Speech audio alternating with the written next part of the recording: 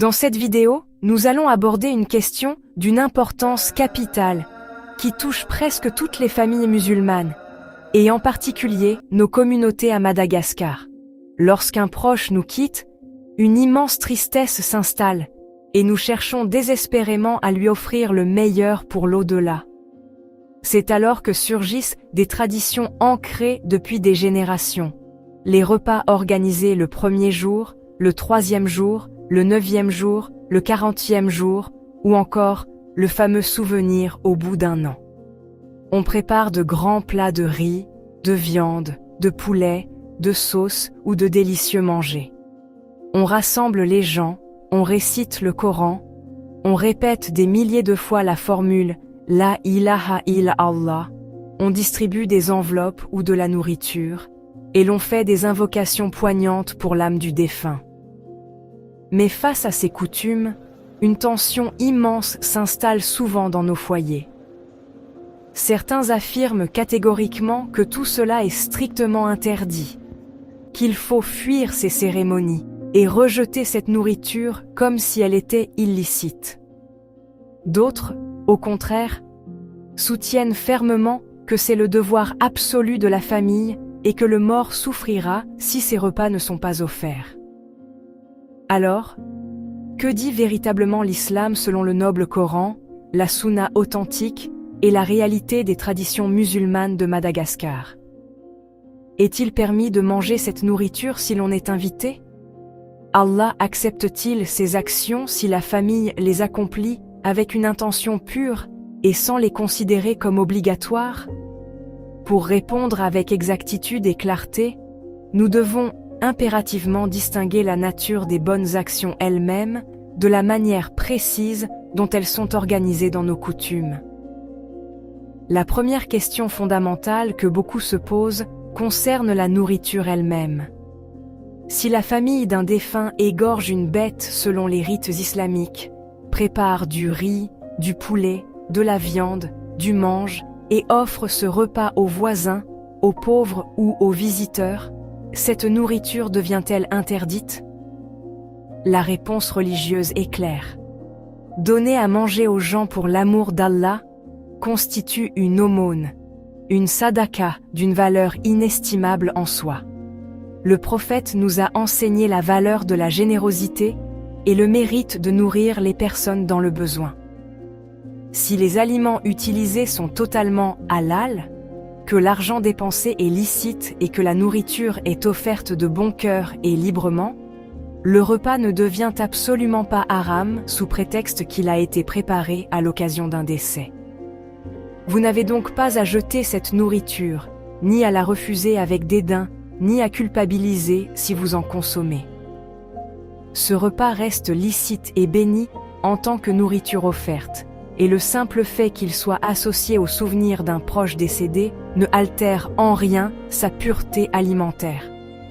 La deuxième dimension essentielle de ces rassemblements concerne l'invocation, le dua. Invoquer Allah en faveur d'un défunt est l'un des plus beaux cadeaux qu'un vivant puisse offrir à un mort. Le noble Coran loue d'ailleurs les croyants qui prient pour leurs prédécesseurs. Et Allah nous enseigne, dans la sourate Al-Hashr, verset 10, cette magnifique invocation. Ô notre Seigneur, pardonne-nous ainsi qu'à nos frères qui nous ont précédés dans la foi. De même, réciter des formules simples et profondes comme Allahumma ghfir lahu warhamhu, qui signifie Ô Allah, pardonne-lui et fais-lui miséricorde, est une pratique parfaitement conforme à la tradition prophétique.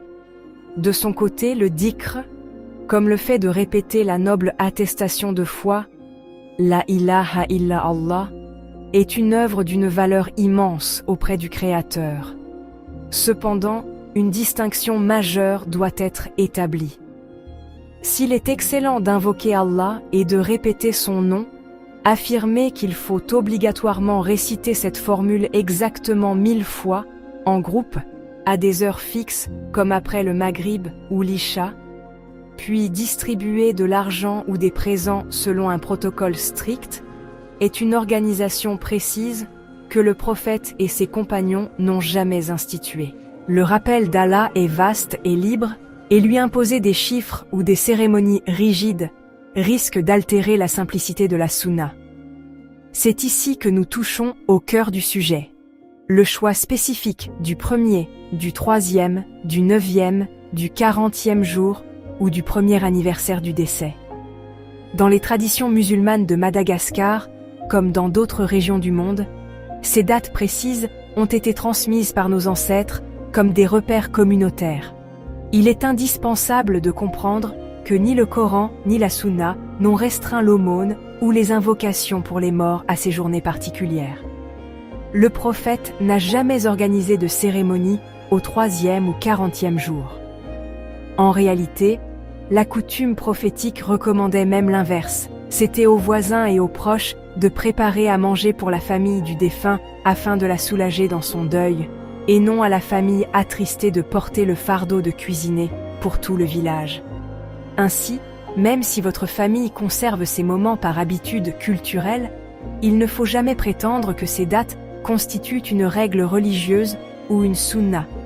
Une coutume familiale ou régionale peut exister comme un moyen de se rassembler, mais elle ne doit en aucun cas être élevée au rang de prescription islamique.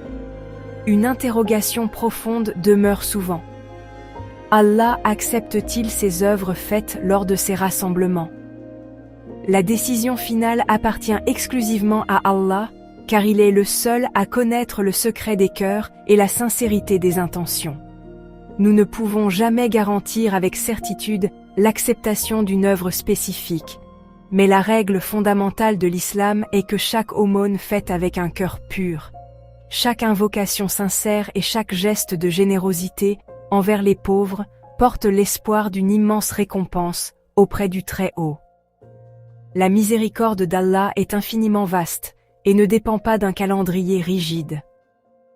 Le défunt n'a pas un besoin vital du 40e jour ou d'un repas de cérémonie pour recevoir le pardon divin.